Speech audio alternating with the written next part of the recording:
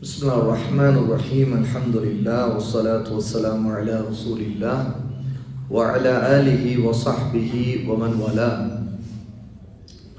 ஷைத்தான் நாம் நேர்வழியின் பக்கம் போக விரும்பும்போது தடையாக குறுக்கே வந்து எப்படியாவது நம்மை தடுத்து விட விரும்புவான். ரசூலுல்லாஹி ஸல்லல்லாஹு அலைஹி வஸல்லம் இந்த விஷயத்தை நமக்கு சொல்லி காட்டுகிறார்கள். ஆதமுடைய பிள்ளைகள் அவர்கள் எப்போதெல்லாம் நன்மையை, நல்லதை, நேர்வழியை தேடி முயற்சி செய்கிறார்களோ அப்போது அவர்களை தடுப்பதற்கு அவன் முயற்சி செய்வான். அந்த பாதையிலே அவன் உட்கார்ந்து கொள்வான். எப்படி? இன்ன ஷைத்தான கஅத லிப்னி ஆதம பி அத்ருக். ஷைத்தான் நிச்சயமாக மனிதனை தடுப்பதற்காக அவன் செல்லும் பாதைகளில் உட்கார்ந்து கொள்கிறான். ஃபகஅத லஹு பி தரீகில் இஸ்லாம். அவன் இஸ்லாமுடைய பாதையில் உட்கார்ந்து கொள்வான். அதாவது மார்க்கம் சம்பந்தப்பட்ட விஷயங்களில் எல்லாம் நம்மை தடுத்து விட வேண்டும், அந்த நன்மையான விஷயங்களை செய்துவிடக்கூடாது என்பதற்காக அவன் குறுக்கே வருவான். ஃபகால துஸ்லிமு வ ததரு தீனக வ தீன ஆபாயிக வ ஆபாயி அபீக. அதாவது முதலில் ஒரு மனிதன் முஸ்லீமாக நினைக்கிறான் என்று வைத்துக் கொள்ளுங்கள். அவன் முஸ்லீமாக நினைக்கிறான் என்றால் ஷைத்தான் இஸ்லாமுடைய பாதையில் வந்து உட்கார்ந்து கொண்டு அவனுடைய உள்ளத்தில் என்ன போடுவான்? நீ இஸ்லாமை ஏற்று உன்னுடைய மதத்தை, உன்னுடைய மூதாதையர், உன்னுடைய தந்தை இவர்களுடைய மதத்தை விட்டுவிடவா போகிறாய் என்று கேட்பான். இதையெல்லாம் அந்த மனிதன் பொருட்படுத்தாமல் அதற்கு மாறு செய்துவிட்டு, அவனுக்கு, அந்த ஷைத்தானுக்கு மாறு செய்துவிட்டு அவன் இஸ்லாமை ஏற்றுக்கொண்டு விட்டால் பிறகு என்ன செய்வான்? இவன் இஸ்லாமை ஏற்றுக்கொண்டு விட்டானே, இனி என்ன செய்வது? இவனை பிறகும் இவன் இஸ்லாமிலே தொடர ஆரம்பித்தால் நேர்வழியிலே போய் கொண்டிருப்பானே என்பதற்காக அடுத்த முயற்சி எடுப்பான். சும்ம கஅத லஹு பி தரீகில் ஹிஜ்ரா. அடுத்தது அந்த மனிதன் ஹிஜ்ரத் செய்ய வேண்டிய ஒரு நேரம் வருகிறது. இஸ்லாமை ஏற்றுக்கொண்டால் பிறகு இஸ்லாமை ஏற்றுக்கொண்ட ஒருவரை ஹிஜ்ரத்தும் செய்யக்கூடிய நிலை வருகிறது. ஹிஜ்ரத் எதற்காக ஒருவர் செய்வார்? இஸ்லாமை பின்பற்றுவதிலே தனக்கு இருக்கக்கூடிய இடையூறுகள், கஷ்டங்கள், இதிலிருந்து விலகி தப்பித்து இஸ்லாமின்படி தான் வாழ வேண்டும் என்பதற்காக ஹிஜ்ரத் செய்து தான் வேறு இடத்துக்கு போக நினைத்தால் ஷைத்தான் என்ன செய்வான்? ஃபகால, அவன் திரும்ப வந்து துஹாஜிரு வ ததஉ அர்தக வ ஸமாஅக வ இன்னமா மிஸ்லுல் முஜாஹிர் கமஸ்லில் ஃபரஸி ஃபில் தவில். அடுத்து என்ன, உன்னுடைய பூமியை, நீ பிறந்து வளர்ந்த இந்த பகுதியை, அது உன்னுடைய இந்த நிலத்தை, இந்த வானத்தை நீ விட்டு விட்டு ஹிஜ்ரத் செய்ய போகிறாயா? நினைத்துப்பார், நீ இப்படியெல்லாம் எங்கே கிளம்பி போய்விடாதே. அவன் என்ன சொல்லுவான்? இந்த மாதிரி எண்ணங்களை போட்டு அந்த நற்காரியத்தை அவன் செய்துவிடக்கூடாது என்பதற்காக தொடர்ந்து முயற்சி செய்வான். எந்த அளவுக்கு என்றால் அவனை எந்த அளவுக்கு நிறுத்த முடியுமோ. உதாரணத்துக்கு ரசூலுல்லாஹ் சொல்லுகிறார்கள், ஒரு ஆட்டையோ அல்லது மாட்டையோ ஒட்டகத்தையோ அதை மேய்வதற்காக கயிறு கட்டி ஒரு இடத்தில் கட்டி விட்டு விடுவார்கள். அப்போ ஒரு குறிப்பிட்ட தூரம் வரைக்கும் தான் அந்த கயிறு இருக்கும், அந்த தூரம் வரைக்கும் தான் அது மேய முடியும், அதுக்கு மேல அது போக முடியாது.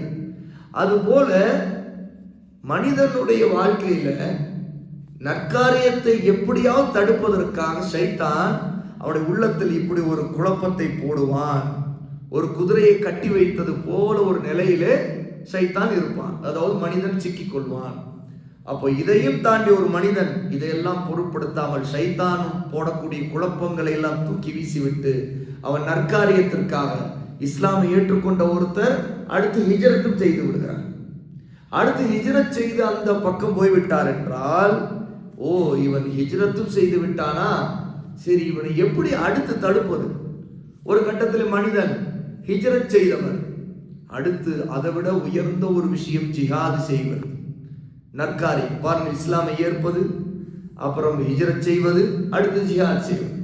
இப்போ ஜிஹாத் செய்கிற நேரம் வரும்போது ஷைபான் திரும்பவும் அந்த மனிதனுடைய பாதையிலே உட்கார்ந்து கொண்டு அவனுடைய உள்ளத்திலே, நீ ஜிஹாது செய்தால் என்ன ஆவது, அடுத்து உன்னுடைய உயிர் போய்விடும், உன்னுடைய மனைவி உன்னை பிரிந்து விடுவார், உன்னுடைய பிள்ளைகள் அனாதையாகி விடுவார்கள், நிச்சயமாக நீ கொல்லப்பட்டு விடுவாய், ஜிஹாதுக்கு போய்விடாதே, இந்த காரியத்தை செய்து விடாதே, அப்படி ஆனால் உன்னுடைய சொத்துக்கள் எல்லாம் என்ன ஆகும், இப்படி அவனுடைய உள்ளத்திலே பல குழப்பங்களை போட்டு பிறகு எப்படியாவது அவன் ஜிஹாதுக்கு போகாமல் அவனை தடுக்க முடியுமா என்று முயற்சி செய்வான். ரசூலுல்லாஹ் இதை அப்படியே அந்த உதாரணங்களை சொல்லிவிட்டு, இந்த இடத்திலும் ஒரு மனிதன் அந்த ஷைத்தானுக்கு மாறு செய்து அல்லாஹ்வுடைய பாதையில் ஜிஹாது செய்கிறான் என்றால் அவன் அந்த இடத்துல தோல்வி அடைவான். இந்த செய்தியை ரசூலுல்லாஹி ஸல்லல்லாஹு அலைஹி வஸல்லம் சொல்லக்கூடிய செய்தியை சப்ராயி ரலியல்லாஹு அன்ஹு அறிவிக்கிறார்கள்.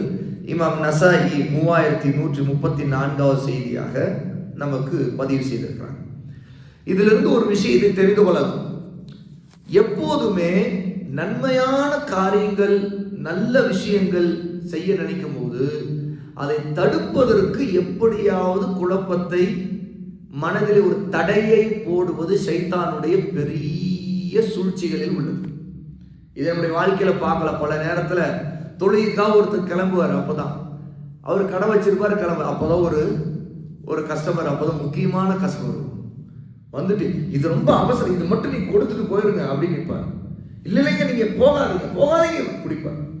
ஷைத்தான் தூண்டி விடுவான், வந்து போகாதீங்க, இருங்க, இல்லப்பா நான் போகணும், இல்ல போகாதீங்க. இந்த மாதிரி எவ்வளவு உதாரணம் நம்ம வாழ்க்கையில சொல்லிக்கிட்டே இருக்கலாம். தொழுகைக்காக வீட்டில் அம்மா வந்து பொது செய்ய தயாராவாங்க, அது வரைக்கும் அமைதியாக விளையாடிட்டு இருந்த குழந்தை அப்போதான் கத்தாங்க, அப்போதான் வந்து ஏதாவது ஒரு பிரச்சனை வரும். இப்படி நிறைய உதாரணங்களை சொல்லலாம். ஷைத்தான் தூண்டி விடுறது, அதாவது என்ன, எப்படியாவது ஒரு நற்காரியம், அது நல்ல அமல் செய்து விடக்கூடாது, அதுல நம்ம எப்படியாவது தடுக்க முடியுமா, அல்ல தாமதத்தை செய்ய முடியுமா, இப்படி பலவிதமான பிரச்சனைகளை ஷைத்தான் கொண்டு வருவோம். ஒருத்தர் தாடி வைக்காமலே இருந்திருப்பார், நல்ல கிளீன் ஷேவ் பண்ணிட்டே தான் இருந்திருப்பார். சரி, ஈமான் அவருக்கு அதிகரிச்சு நாம வந்து ரசூலுல்லாஹ்வுடைய சுன்னாவை பின்பற்றணும், நம்ம இப்படி இருக்க வேண்டாம் அப்படின்னு சொல்லிட்டு அப்போ அவர் தாடி வைக்கலாம்னு நினைச்சு கொஞ்சம் தாடி வளர விட ஆரம்பிச்சிருப்பார். முதல்ல கொஞ்சம் வளர்ந்தவனைய ஃப்ரெண்ட்ஸு அல்ல வேற யாராவது என்னப்பா தாடியில் வைக்க ஆரம்பிச்சிட்ட, ஏதோ ஒரு கேலி அல்லது ஏதோ ஒரு எகத்தாளமா 2 வார்த்தை பேசிட்டா அது மனசுல ஒரு மாதிரியா வந்து உட்காரும். ஒரு மாதிரி நம்மளோட பேசுறாங்களே, பேசாம நம்ம வந்து முன்ன மாதிரியே எடுத்துடலாமா அப்படின்னு நினைப்பாங்க. இல்ல அப்படிலாம் நம்ம பொருட்படுத்தக்கூடாது, யார் என்ன சொன்னா என்ன அதெல்லாம் நம்ம பொருட்படுத்த வேண்டாம் அப்படின்னு ஒரு தாடி வளர்ப்பார். அடுத்து தாடி வளர வளர அவருக்கு ஏதோ இங்க அரிக்கும், இப்படி இப்படி இப்படி இப்படி இப்படி பண்ணிக்கிட்டு இருப்பார். அப்போ பொண்டாட்டி சொல்லுவாங்க, ஏங்க இதெல்லாம் நல்லாவே இல்லைங்க, நீங்க தொழுகிறீங்க அது போதுங்க, நாம ரொம்ப அப்படியே நீங்க வந்து அப்படியே அஜர்த்து மாதிரி அவங்களாம் நினைக்காதீங்க அப்படின்னு. ஓ, பொண்டாட்டிக்கு பிடிக்கலையா, இல்ல நான் தாடி வைப்பேன், அவங்க என்னங்க இப்படி அப்படின்னு. அப்போ ஒரு கட்டத்துல பொண்டாட்டி இப்படியே சொல்லிட்டு இருக்க இவர் அரிச்சுக்கிட்டு சொரிஞ்சிட்டு இருக்கிறத பார்த்துட்டு, உங்களுக்கு செட் ஆகலைங்க பாருங்க, ஒரே சொரிஞ்சிட்டு இருக்கீங்க, வெளியில எப்படி பார்ப்பாங்க, ஏதோ உங்களுக்கு பிரச்சனை, அது உங்களுக்குலாம் செட் ஆகலை பாருங்க, உங்க உடம்புக்கே செட் ஆகலை. அதான் ஆமா, ஒரே அரிப்பா சொல்லிட்டு இருக்கு, இப்படி இப்படி இப்படி ஒரு மாதிரியா தான் இருக்குது, எப்படி தாடியில வைக்கிறாங்க, இப்படியே அரிச்சுக்கிட்டே இருக்குது, ஒரே ஒரு மாதிரியா இருக்குது அப்படின்னு. உடனே சைத்தான் உள்ளத்தை நல்லா தூண்டி விடுவான், நல்ல அரி அப்படின்னு. அப்போ உடனே இவருக்கு ஒரு தெளிவு கிடைச்சிடும், ஆஹா வேணாம், நமக்கு வந்து உடம்புக்கு செட் ஆகும், இதுதான் பிரச்சனை, நமக்கு ஈமான் இருக்குது வைக்கணும்னு, ஆனா முடியல, அதனால அப்படியே இருக்கு. சரி, அப்புறம் போய் சேவ் பண்ணிடுவோம் அப்படின்னு சேவ் பண்ணிடுவாங்க. அப்போ என்ன, ஷைத்தானுக்கு கடைசியில் வெற்றி கிடைச்சிருச்சு. இது உண்மையிலே இந்த மாதிரி அறிவிப்பு உண்மையிலே ஷைத்தானால வருமானு நமக்கு டவுட் வருது நம்ம மக்களுக்கு. அது எப்படி ஷைத்தானால வருமா, என் உடம்புல ஏதோ பிரச்சனை அதனால தானே அடிச்சிருக்கேன் நான் சொரியுது அப்படி. அது ஷைத்தானை கொண்டு வர்றது.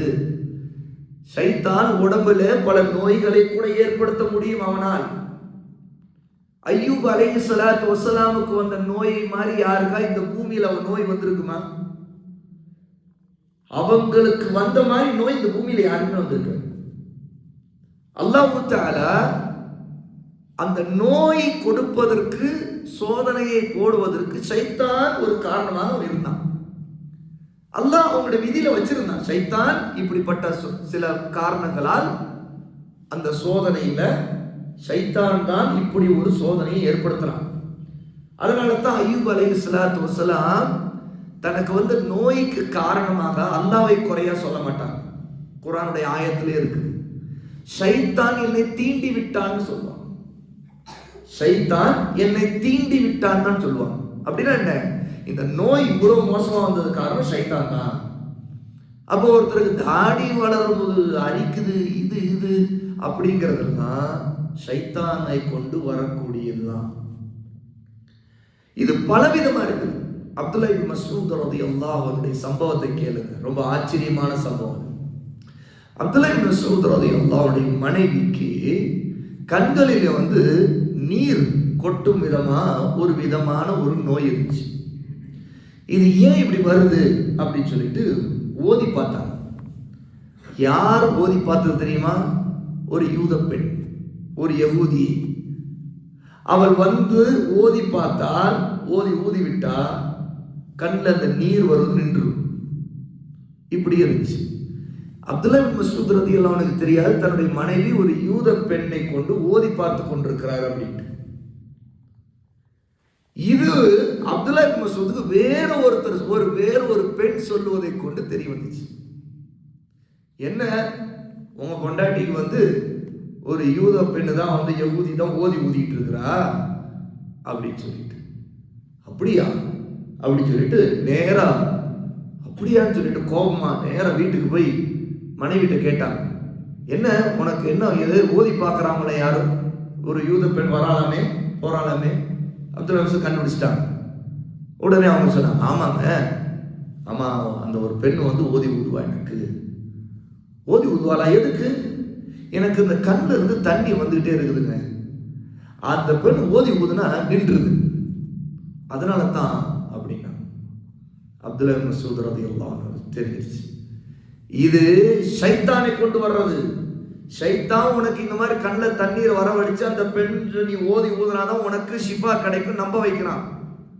இன்னொரு தடவை அவன் உனக்கு ஓதி ஊதுறான்னு நான் பார்த்தேன்னு வச்சு உன்னை தலாக் விட்டுருவேன் அப்படின்னா, உன்னை தலாக் விட்டுருவேன் அப்படின்னா. அதோட அது நின்று போச்சு. அப்துல்லா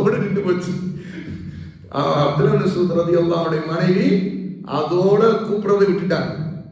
அதுக்கு பிறகு தண்ணீர் வர்றதை விட்டுட்டு நின்று போச்சு. தலாக்க விட்டுருவாங்க. ஏன்னா அது ஒரு யூத பெண் அப்படி ஓதி ஊதி அப்படித்தான், அதன் மூலமா தான் எனக்கு நிவாரணம் கிடைக்கும் நீ நம்புறேன்னா, அது ஷைத்தானை கொண்டு வர்றது. உண்மையிலே உனக்கு பிரச்சனை ஷைத்தான் வருது, நீ அல்லாஹ்வோட பாதுகாப்பு தேடு அப்படின்ட்டாங்க. அப்ப இந்த மாதிரி பல காரணங்கள் நம்முடைய வாழ்க்கையில நம்ம நேர்வழியில இருப்பதற்கு தடையாக குழப்பத்தை போடக்கூடிய எல்லா சதி வலைகளையும் ஷைத்தான் நம்மை சுத்தி பின்னுவான். நம்ம தொழுகையில் எழுந்திரக்கூடாது. காலையில ஷைத்தான் என்ன செய்வான்? ரசூலுல்லாஹ்வுடைய அந்த ஹதீஸ் பிரபலமான செய்தி, தூங்கிக் கொண்டிருப்பவருடைய பிடரிலே 3 முடிச்சுகளை ஷைத்தான் போட்டு வைப்பான். ரசூலுல்லாஹி ஸல்லல்லாஹு அலைஹி வஸல்லம் இந்த ஹதீஸை கேட்டால் நமக்கு மிக ஆச்சரியமா இருக்கும், என்னெல்லாம் அந்த நேரத்தில் நடக்குது அப்படின்ட்டு. பாருங்க, ரசூலுல்லாஹ் சொல்றாங்க, அபூ ஹுரைரா ரலியல்லாஹு அன்ஹு அறிவிக்கிறார்கள், يعقد الشيطان على قافي رأس أحدكم إذا هو نام 3 عقد. நீங்கள் உறங்கிக் கொண்டிருக்கும் போது உங்களுடைய தலையின் பின்பக்கத்திலே பிடரையிலே ஷைத்தான் 3 முடிச்சுகளை போட்டு விடுவான். நம்ம இப்படி தொட்டு பார்த்தா தெரியுமா? தெரியாது. அது அல்லாஹ் அதை மறைத்திருக்கிறான். அவன் ஒரு ஜின், அவன் ஒரு ஷைத்தான் நம்மளுடைய பிடரில 3 முடிச்சுகளை போடுவான். அது நடக்கும். யத்ரிபு குல்ல உக்தத்தின் மகானஹா, ஒவ்வொரு முடிச்சிலும் இன்னும் உனக்கு நீண்ட நேரம் தூங்குறதுக்கு டைம் இருக்குது, ஆகவே நீ தூங்கிக் கொண்டே இரு. எப்படி? அலைக லைலுன் தவீலுன் ஃபர்குத், உனக்கு இன்னும் நேரம் இருக்குது, எழுந்துறாத, தூங்கு தூங்கு, இன்னும் டைம் இருக்குது, நீ எழுந்துருது சுபு தொழுவதுக்கெல்லாம் இன்னும் டைம் இருக்குது, நீ தூங்கு தூங்கு என்று அந்த முடிச்சுகளை போட்டு அவன் நம்முடைய உள்ளத்துல ஊதிடுவான். நமக்கு அப்படி எழுதலாம்னு நினைக்கிறோம். அப்பதான் அதுவும் ஊட்டியில சொல்லவே நல்ல சுகமா நல்ல பிளாங்கெட்டு ஜர்கின்னு எல்லாம் ஒண்ணுக்கு மேல போட்டு அப்படியே நல்ல வெது வெது வெது வெது வெதுன்னு இருந்தா எப்படி இருக்கும்? அப்போ ஷைத்தான் நல்லா தூங்குது, எவ்வளவு குளிர், இவ்வளோ வெளியே நடுக்குது தெரியுமா, இன்னும் டைம் இருக்கு, கடைசியில போய் ஜமாத்துல சேர்ந்துக்க, அப்படி கடைசியில போய் ஜமாத்துல சேர்ந்துக்க, அது வரைக்கும் தூங்கு தூங்கு தூங்கு அப்படின்னு சொல்லிட்டு அந்த 3 முடிச்சுகளை போட்டுட்டு இப்படியே நமக்குள்ள ஊட்டிக்கிட்டு இருப்பான், ஊதிக்கிட்டு இருப்பான். ரசூலுல்லாஹ் சொல்றாங்க, ஒருத்தர் அதை பொருட்படுத்தாம அவர் கண் விழிச்சு அல்லாஹ்வை நினைவு கூர்ந்தால், அல்லாஹ்வை எப்படி நினைவு கூறுவார்? ஒருத்தர் தூக்கத்துல இருந்து எழுந்த உடனே என்ன செய்வார்? துஆ ஓதுவார். அல்ஹம்துலில்லாஹி அல்லதி அஹ்யானா பஅதமா அமாதனா வ இலைஹின் நுஷூர்.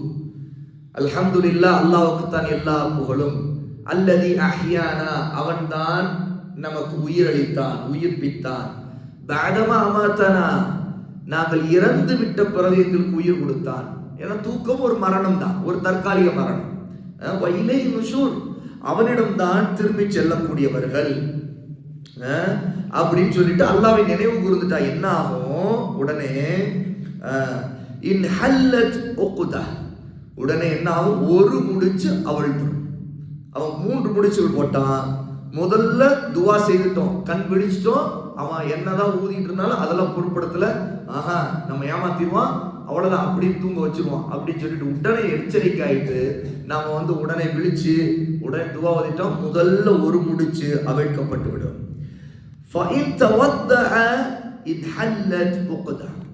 இரண்டாவது அவர் ஒது செய்து விட்டால் இரண்டாவது முடிச்சும் அவிழ்ந்து விடும். அடுத்து ஒது செய்துட்டார், அடுத்து என்ன? தொழுகை. அவர் தொழுகைக்காக நின்று விட்டார், உடனே அடுத்து 3வது முடிச்சும் அவிழ்ந்து விடும். குல்லுஹா, 3 முடிச்சுகளும் அவிழ்க்கப்பட்டு விடும். இப்ப ரசூலுல்லாஹ் சொல்றாங்க, ஃபஅஸ்பஹ நஷீதன் தொய்யிபன் நஃப்ஸ். இப்பதான் இந்த 3 முடிச்சு அவிழ்க்கப்பட்ட நிலையில் நம்ம எழுந்து, அதாவது தொழுகையெல்லாம் முடிச்சிட்டோம்னு வைங்களேன், நாம் அன்றைய நாளில் நாம் அன்றைய காலை நேரத்தை சுறுசுறுப்புடன் நல்ல உற்சாகமா சுறுசுறுப்புடன் அடைந்து கொள்வோம். நம்முடைய நஃப்ஸ், நம்முடைய உயிர் இருக்குது, நம்முடைய ஆன்மா தூய்மையாக இருக்கும். அதாவது சுத்தமான நஃப்ஸ் இருக்குமா, இல்லாட்டி நஃப்ஸ் கெட்டு போயிடும். அப்படியே இந்த 3 முடிச்சோடையே காலையில் எழுதுறோம், அவ்வளவுதான், தூக்கத்தை அப்படியே தொழுகை விட்டாச்சு, எல்லாம் மிஸ் ஆயிடுச்சு அப்படின்னா நம்முடைய நஃப்ஸ் கெட்ட நஃப்ஸா நிற்கிறது. ஒரு சோம்பேறித்தனம் இருக்கு, நம்ம எதிலே உற்சாகம் இருக்காது, அப்படி ஆகிவிடும். இல்லைன்னா 3 முடிச்சு அவர்கள் ரசூலுல்லாஹ் சொல்றாங்க, நஃப்ஸ் சுத்தமாயிடும். அதே மாதிரி நஷீத்தன், ஒருத்தர் சுறுசுறுப்பாக உற்சாகமாக அடைந்து விடுவார். வ இல்ல அஸ்பஹ ஹபீஸன் நஃப்ஸி கஸ்லான், இல்லை என்றால் என்னாகும்? ஒருத்தருடைய நஃப்ஸ் அசுத்தமாக, ஹபீஸாக, அது கெட்ட நஃப்ஸாக இருக்கும். அது மட்டும் இல்லை, சோம்பேறித்தனமாக அன்றைய காலை பொழுதை அவர் அடைந்து விடுவார். இதுதான் சைத்தான் சார். சைத்தானுக்கு தேவை நம்மை சோம்பேறி ஆக்கணும், நம்முடைய நஃப்ஸை கெடுக்கணும், நம்முடைய மனசை கெடுக்கணும். இதுதான் அவனுடைய நோக்கம். ஆகவேதான் கூடவே இருக்கிறவன் எந்த அளவுக்கு வேலை செய்யறான்னா, படுத்த உடனே 3 முடிச்சு போட்டுருவான், முடிச்சு நல்லா தூங்கு தூங்கு தூங்கு தூங்க வைக்க பார்ப்பான். பாருங்க, அங்க தூங்கு தூங்குன்னு அவன் சொல்றானா? மோதின் பாங்குல என்ன சொல்றாரு? காலையில சுபுகு தொழில, சுபுவுக்கான பாங்குல மட்டும் மோதின் கூடுதலா ஒரு வாசகம் சொல்றாரு. என்ன? அஸ்ஸலாத்து கைரும் மினன் நௌம் அப்படிங்கிறார். அஸ்ஸலாத்து கைரும் மினன் நௌம், தூக்கத்தை விட தொழுகை மிகவும் மேலானது அப்படிங்கிறார். சைத்தான் என்ன சொல்லுவாங்க? தூங்கு தூங்கு, இன்னும் நைட் இருக்குது. பாருங்க, இங்க மோதி சொல்லிட்டு இருப்பாரு, அங்க சைத்தான் என்ன சொல்லுவாங்க? 3 முடிச்சு போட்டு இன்னும் தூங்கு, இன்னும் தூங்கு. இப்பதான் மோதினா அஸ்ஸலாத்து கைரும் மினன் நௌம் சொல்லிட்டு இருக்காரு. அவர் சொல்லி அதுக்கு பிறகு 20 நிமிஷம் கழிச்சு அதுக்கு பிறகுதான் தொழுகைக்கு ஜமாத்து வரும். அப்புறம் இமாம் நீண்ட சூறாதான் ஓத போறாரு காலையில். எப்படி சைத்தான் போடுவாங்க? இமாம் இன்னும் பெரிய சூறாதான் ஓதுவாருமா, அதனால நீங்க மெதுவா கிளம்பி போனாலே கரெக்டா இருக்கும். அதனால நீ கடைசியில எப்படி தொழுகை உங்களுக்கு கிடைச்சும் அப்படின்னு சைத்தான் போடுவான்.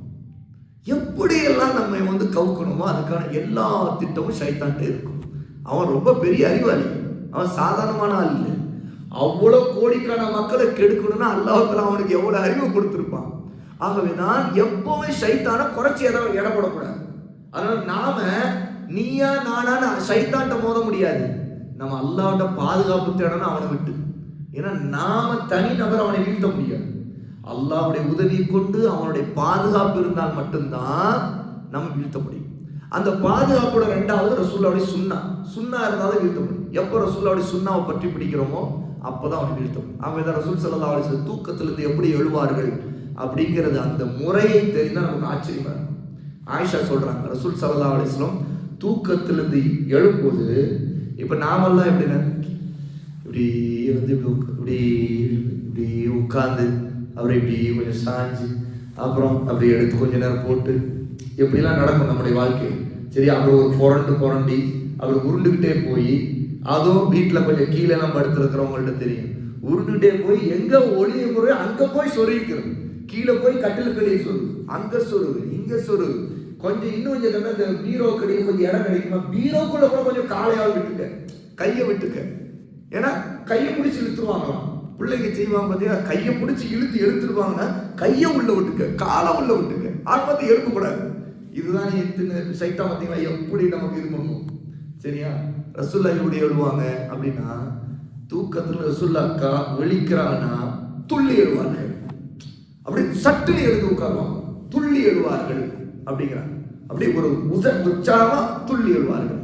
ரெண்டாவது உடனே தன்னுடைய கைகள் ரெண்டையும் கொண்டு முகத்தில் கண்களை இப்படி தேய்ச்சி கசக்கிட்டு முகத்தை துடைப்பார்கள். முகத்தை ஒரு துடைப்பாங்க ரசூலுல்லாஹ். ஏன்னா அந்த கண்ணில் தானே தூக்கம் இருக்குது. கண்ணை ரெண்டு கண்ணை இப்படி கசக்கி விட்டுட்டு அப்படியே ஒரு முகத்தை ஒரு தொடச்சிட்டு ஃப்ரெஷ்ஷா அப்புறம் உடனே எழுதுவான்.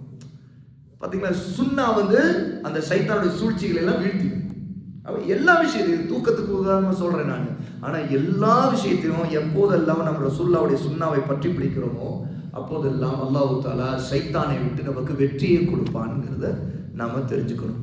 அல்லாஹ் தஆலா இன்ஷா அல்லாஹ் நம்ம கூடுதலாக சைத்தானுடைய சூழ்ச்சிகளையும் அவனை விட்டு அல்லாஹ்வோட நம்ம பாதுகாப்பு ஒரு வழிமுறைகளையும் தெரிந்து கொள்வோம். பாரக்கல்லாஹு ஃபீக்கும் வ ஆகிரு தஅவானா அல்ஹம்துலில்லாஹி ரப்பில் ஆலமீன். அஸ்ஸலாமு அலைக்கும் வரஹ்மத்துல்லாஹி வபரகாத்துஹு.